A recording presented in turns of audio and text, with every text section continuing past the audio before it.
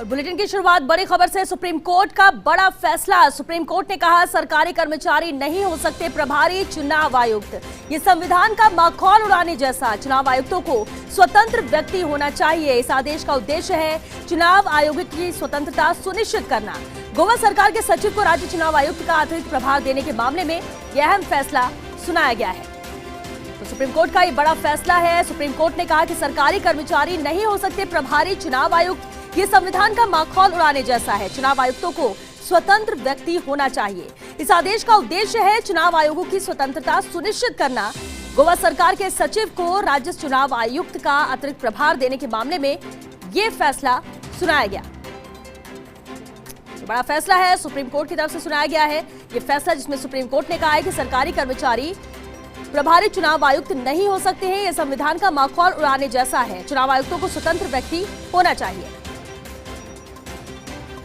और शिमला से संवाददाता शशिकांत हमारे साथ जुड़ चुके हैं। शशिकांत, अहम फैसला सुप्रीम कोर्ट ने दिया है, विस्तार से आपसे जानना चाहेंगे कि क्या कहा सुप्रीम कोर्ट ने इसे लेकर।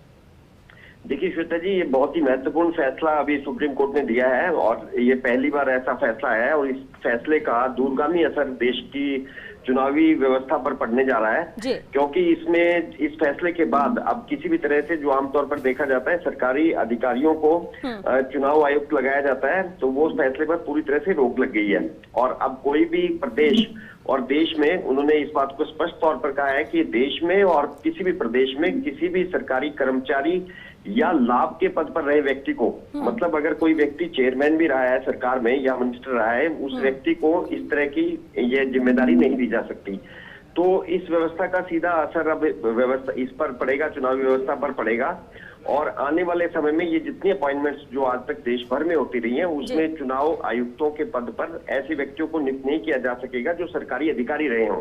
खासतौर पर इसका सीधा असर जो पड़ेगा वो आईएएस अधिकारियों पर पड़ेगा, क्योंकि आमतौर पर सभी प्रदेशों में आईएएस अधिकारियों को ही चुनाव आयुक्त लगाया जाता रहा है। बिल्कुल। और अगर आप इसकी पृष्ठभूमि देखें श्वेता जी, तो ये गोवा के एक मामले में ये फैसला है। गोवा में गोवा सरकार ने एक विधि सचिव जो उनके थे उनको उन्होंने चुनाव आयुक्त के पद पर तैनाती दी थी, जिसे कि चैलेंज किया गया और उसी पर यह फैसला आया है। और साथ ही सुप्रीम कोर्ट ने एक और टिप्पणी इसमें की है जो बहुत ही महत्वपूर्ण है कि किसी भी राज्य में चुनाव आयुक्त के पद पर ऐसे व्यक्ति को भी नहीं लगाया जा सकेगा जिसके पास के अतिरिक्त कार्यभार हो, यानी एडिशनल चार्ज देकर चुनाव आयोग के आयुक्त के पद पर अब किसी अधिकारी की नियुक्ति नहीं की जा सकेगी। आमतौर पर यह भी देखा जाता था, क्योंकि चुनाव यदाकदा होते थे, 5 साल में एक बार होंगे, तो प्रदेश सरकारें क्या करती थी कि चुनाव आयुक्त के पद पर ऐसे व्यक्ति को लगा देती थी जिनके पास आईएएस अधिकारी के तौर पर दूसरे विभागों के कार्यभार भी रहते थे। तो इस प्रथा पर भी एक तरह से कह सकते हैं कि सुप्रीम कोर्ट ने पूरी तरह से रोक लगा दी है और पूरी तरह से इस व्यवस्था को बदल दिया है। चलिए, बहुत शुक्रिया शशिकांत जी आपका इस पूरी बातचीत के लिए। तो अहम फैसला यहाँ सुप्रीम कोर्ट ने दिया है, सरकारी कर्मचारी प्रभारी चुनाव आयुक्त नहीं हो सकते। ऐसा कोई भी व्यक्ति जो लाभ के पद में हो उसे ये जिम्मेदारी नहीं दी जा सकती, क्योंकि सीधे तौर पर कहना यह कि माखौल उड़ाने जैसा है। और सुप्रीम कोर्ट का मानना भी है कि ट्रांसपेरेंसी यहाँ पर होनी चाहिए, पारदर्शिता होनी चाहिए। और ऐसे में ये अहम फैसला सुप्रीम कोर्ट ने सुनाया।